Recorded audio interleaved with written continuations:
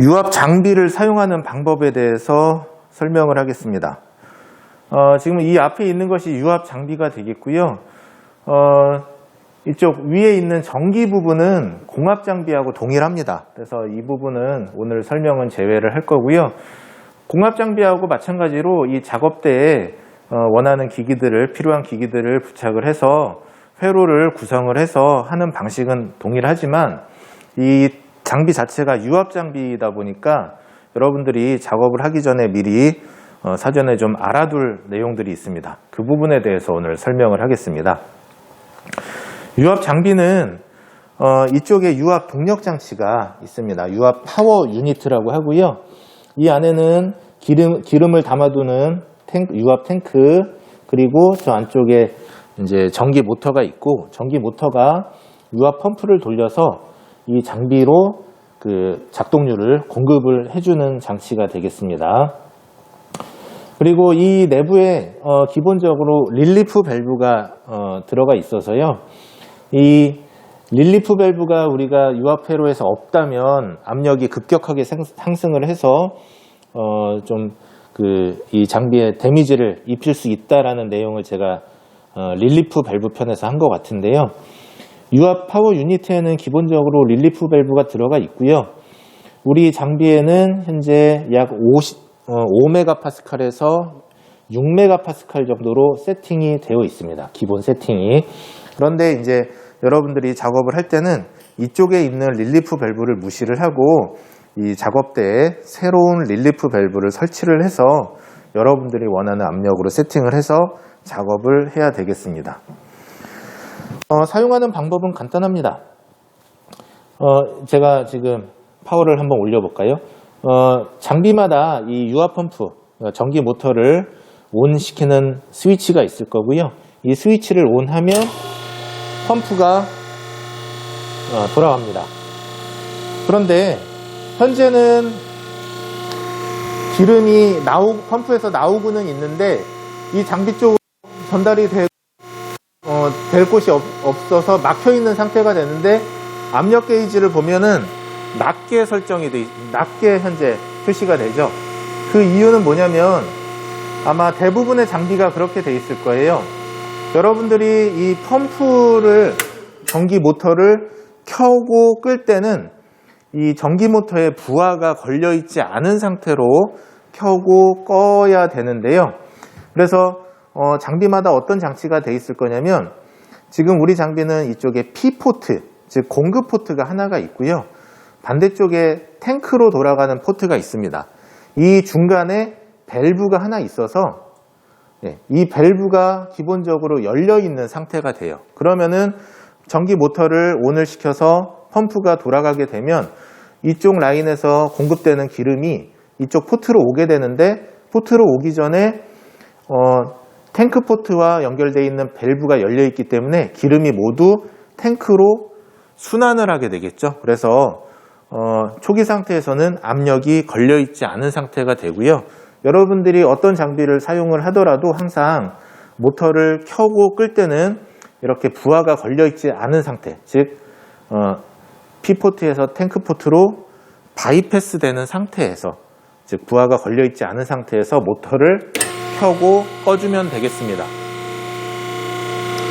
만약에 이제 여러분들이 작업을 해놓고 이쪽 장치로, 공급 포트로 압력을 전달하고 싶을 때는 바이패스 밸브를 잠궈주면 되겠죠. 제가 잠궈보면 어떻게 해야 되죠? 바이패스 밸브를 잠그니까 공급 포트에서 탱크 포트로 가는 기름이 이제는 탱크 포트로 가지 못하게 되니까 이 유니티에 있는 릴리프 밸브의 설정 압력으로 최대압이 설정이 되는 거고요. 현재 저희 장비는 5메가파스칼보다 약간 높은 압력으로 기본적으로 세팅이 되어 있습니다. 그래서 모터를 다시 끌 때는 부하가 걸려 있지 않은 상태, 즉 저압 상태를 만들어주고 모터를 꺼주면 되겠습니다. 이렇게 해서 이제 그 장비의 공급 포트하고 탱크 포트를 설명을 했고요. 대부분의 장비는 또 탱크 포트가 지금 저희 건 여기 하나가 있는데, 대부분의 장비는 또 이렇게 생긴 것이 있을 겁니다. 이거는 뭐냐면 일종의 보조 탱크라고 보면 될 것 같아요. 그래서 밑에 유압 탱크가 있지만 이쪽에도 보조 탱크를 하나 둬서 이제 장비에서 사용된 기름이 이 탱크로 돌아가는, 이 보조 탱크는 아래에 있는 메인 유압 탱크하고 연결이 돼 있어서 이 내부에 기름이 차면 이 내부에 있는 기름이 유압 탱크로 들어가도록 해주는 장치가 되겠고요. 그래서 이 보조 탱크 위에도 포트들이 여러 개가 있는데 이것도 역시 탱크 포트로 쓸 수 있는 포트가 되겠습니다. 그래서 여러분들은 될 수 있으면 이 보조 탱크에 있는 포트로 탱크 포트를 사용을 해주면 될 것 같아요. 이렇게 해서 이 장비의 공급 포트와 그리고 탱크 포트, 보조 탱크, 탱크 포트에 대해서 설명을 했고요. 그런데 이제 작업을 하려고 보면 실제 유압 회로에서는 공급 포트하고 탱크 포트가 여러 개가 필요합니다. 탱크 포트는 지금 우리 장비에서는 이 보조 탱크에 탱크 포트가 하나, 둘, 셋, 네 개가 있고 이쪽 바이패스 탱크 포트까지 해서 총 5개를 쓸 수가 있는데 공급 포트는 하나밖에 없죠. 그래서 여러분들이 이 작업을 할 때는 대부분 어떤 장비라도 공급 포트가 하나밖에 없기 때문에 이런 분배기를 좀 사용을 해서 공급 포트를 확장을 해줘야 됩니다. 그래서 분배기, 우리가 가지고 있는 이 분배기는 6개의 포트가 모두 연결이 돼 있다라는 기호가 그려져 있고요. 어떤 장비들은 이렇게 6개의 포트가 있으면 위에 3개만 연결이 돼 있고 아래 3개만 연결이 돼 있는 이런 분배기도 있으니까 이 내부에 있는 기호를 잘 보고 판단을 해서 사용을 하면 되겠습니다. 이렇게 분배기를 하나 설치를 해서 메인 공급 포트에서 분배기의 하나의 포트로 배관을 해주면 이제 이 나머지 포트는 모두 공급 포트, 메인 공급 포트로 쓸 수가 있겠죠. 이렇게 여러분들이 공급 포트를 확장을 좀 해줘야 되겠고요. 그 다음에 탱크 포트는 충분히 있으니까 굳이 사용을 안 해도 됩니다. 왜냐하면은 여러 개가 있을 뿐만 아니라 탱크 포트는 이제 나중에 보면은 회로에서 탱크 포트로 가는 라인들이 여러 개가 필요할 텐데요. 이 탱크 포트로 가는 라인들은 각각의 하나하나의 포트로 독립적으로 가주는 게 제일 좋습니다. 만약에 이제 탱크 포트로 가는 라인들을 하나로 묶어가지고 하나로 보내주게 되면은 이쪽 장비의 초기 압력이 높아질 수가 있기 때문에 가능하면은 탱크 라인은 이쪽으로 독립적으로 가주는 게 가장 좋고요. 그런데 제가 이제 영상 올려놓은 작업 영상들 보면은 그런 얘기를 해요. 저는 탱크 포트용 분배기를 하나 써줍니다. 써주는 이유는 뭐냐면 저희 여기 그 실습장에 장비들이 여러 대가 있는데요.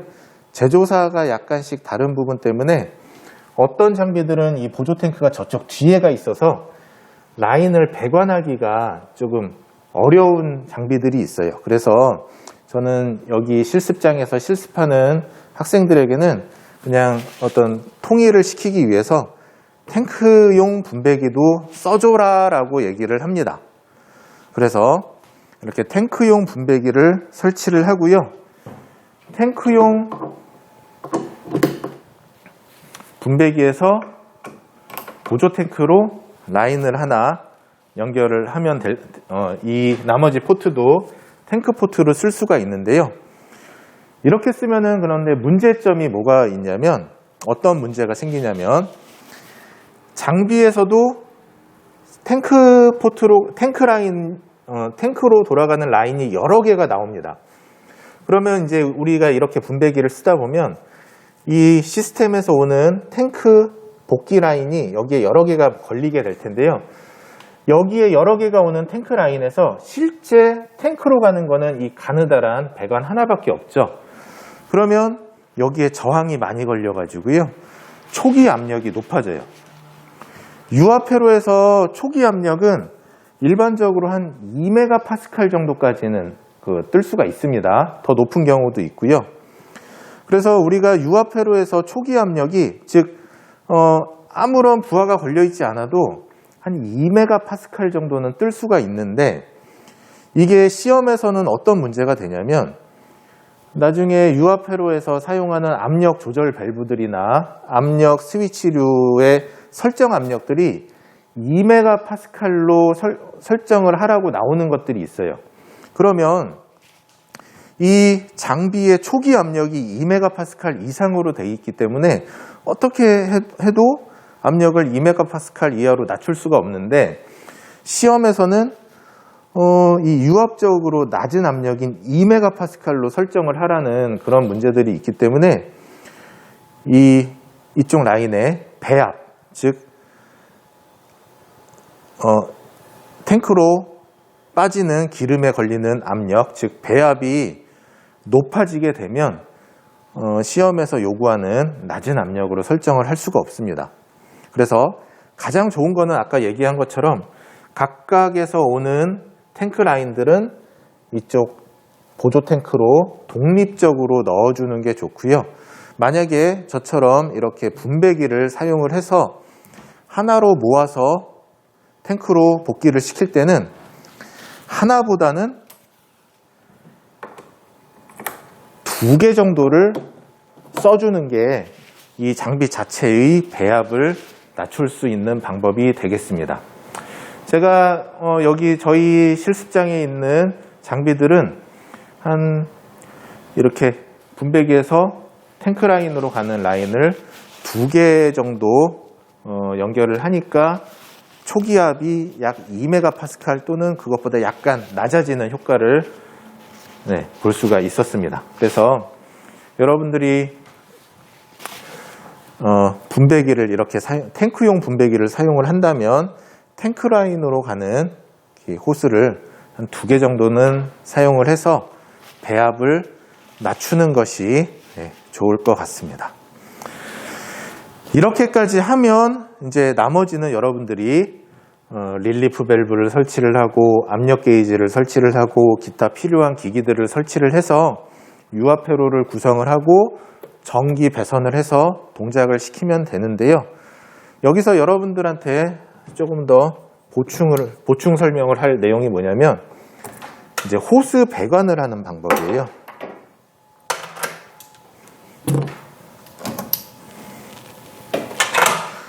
우리가 사용하는 호스가 양 끝에가 이렇게 생겼는데요.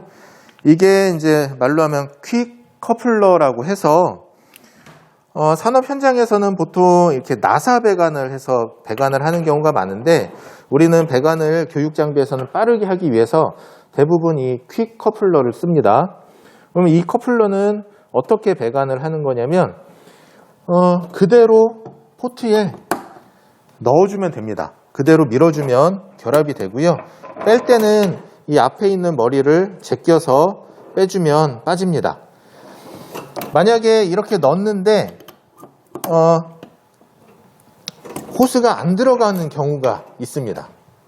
그런 경우는 어떤 경우냐면은 유압 장비이기 때문에 내부 밸브들이나 이런 안쪽에 압력이 차 있는 경우가 있어요. 즉 이 포트들도 배관이 되지 않으면은 기름이 새지 않는 구조로 돼 있어 가지고 만약에 이 내부에 기름이 차 있는 상태다 그러면은 이 호스를 결합을 하려고 해도 결합이 되지가 않습니다. 그런 경우에는 이 내부에 있는 압력을 제거를 해줘야 되는데요. 1차적으로 저는 이 장비가 저희 거는 좀 오래됐어요. 그래가지고 그냥 이거를 써도 학생들한테 뭐라고 하진 않는데 이런 핀이나 드라이버 같은 것들이 있으면 이 포트에 있는 가운데 부분을 한번 눌러보세요. 그럼 이게 쏙 들어가면은 이 내부에 압력이 차 있지가 않은 거고요. 만약에 이 내부에 압력이 차 있다면 이런 핀으로 이 가운데 부분을 눌러도 들어가지가 않습니다. 그럴 경우에는 힘으로 누르는 것이 아니고요. 우리 교육 장비마다 이렇게 생긴 압력 제거기라고 하는 게 다 들어있어요. 이 압력 제거기는 핸들을 풀면 내부에 핀이 있어서 핸들을 풀면은 내부의 핀이 안쪽으로 쏙 들어갑니다. 이렇게 들어간 상태에서는 포트를 결합을 시킬 수가 있겠죠. 이렇게 결합을 한 상태에서 핸들을 돌려주면 어느 정도 압이 차 있다라는 느낌을 여러분들이 받을 거고요. 핸들을 약간씩 돌리다 보면 어떤 부분에서 압력이 폭 하고 빠지는 느낌이 날 거예요. 그래서 이렇게 압력 제거기를 이용을 해서 압력을 빼주면 즉 이 내부에 있는 기름이 새어 나오게 됩니다. 그런 다음에 여러분들이 이런 핀 같은 것들로 눌러서 압력이 제대로 빠졌는지 즉 가운데 있는 이 핀이 들어가면 압력이 빠진 겁니다. 이렇게 빠졌는지 확인을 해서 배관을 하면은 배관이 제대로 될 겁니다. 그런데 우리가 사용하는 이 호스에 있는 커플러도 배관이 되지 않으면 막혀 있는 타입이기 때문에 이 호스의 내부에는 항상 기름이 차 있어요. 그런데 이 차 있는 기름이 어느 정도 압력을 가지고 있는 상태에서 내부에 기름이 차 있으면 아까 우리는 압력 제거기를 이용을 해서 이 밸브나 이쪽 순놈 포트에 있는 압력을 제거를 했는데 이 호스에 있는 압력은 이런 압력 제거기로 제거를 할 수가 없습니다. 그러면은 이 포트에 압력이 없더라도 호스에 압력이 걸려 있기 때문에 결합이 배관이 되지 않을 텐데요. 이 호스에 있는 압력은 어떻게 제거를 하느냐? 이 호스에 있는 압력은 여러분들 이 탱크, 보조 탱크는 부하가 없는 게 되겠죠. 그래서 이 보조 탱크에 압력이 차 있는 호스를 연결을 하면 배관이 됩니다. 이렇게 연결이 되면서 이 호스 안에 있는 기름이 탱크 측으로 빠지게 되면서 압력이 빠지게 됩니다. 이렇게 해서 호스 안에 있는 압력을 제거를 한 후에 배관을 하면 이제 배관이 제대로 됩니다. 또 설명할 게 뭐가 있을까요? 이렇게 하면 제가 설명을 한 게 유압 유니트 파워를 온오프 하는 방법, 그리고 이 메인 포트하고 바이패스, 탱크 측으로 바이패스 되어 있는 그 부분에 대한 설명을 했었죠. 그래서 펌프를 항상 켜고 끌 때는 이 메인 포트에, 즉 탱크 측에 압력이 걸려 있지 않은 상태로 탱크 쪽으로 공급되는 유량을 바이패스 시킨 다음에 압력이 떨어진 상태를 확인을 하고 모터를 온, 오프를 하면 되고요. 나중에 사용을 할 때는 이 바이패스 되는 밸브를 닫아서 메인 공급 포트로 장비 측으로 압력이 전달이 되게끔 해주면 되겠습니다. 그 부분을 설명을 했고요. 또 공급 포트가 장비에 하나밖에 없기 때문에 분배기를 이용을 해서 공급 포트를 확장을 하는 방법, 탱크 포트도 확장이 필요할 경우에는 분배기를 써서 확장을 하는데 가급적이면 탱크 포트는 독립적으로 이 보조 탱크로 바로 가는 것이 좋다라는 얘기를 했고요. 분배기를 쓸 경우에는 탱크 라인을 2가닥 정도는 연결을 해서 이 장비 자체의 배압을 좀 낮춰야 된다라는 얘기를 했습니다. 그리고 호스를 배관을 하는 방법, 퀵커플러를 이 포트에 배관을 하는 방법인데 이 내부에 압력이 차 있을 경우에는 압력 제거기를 이용을 해서 압력을 제거하는 방법, 그리고 호스에 압력이 차 있을 경우에는 탱크 측으로 배관을 해서 호스 내부의 압력을 제거하는 방법까지 설명을 했습니다. 그래서 호스를 이제 분배기 배치까지 끝나게 되면 이제 나머지는 여러분들이 도면에 있는 대로 릴리프 밸브 압력 게이지부터 설치를 하고 그 외에 기타 기기들을 설치를 해서 작업을 진행을 하면 되겠습니다. 제가 다 설명을 드렸나요? 그러면 장비 사용에 대해서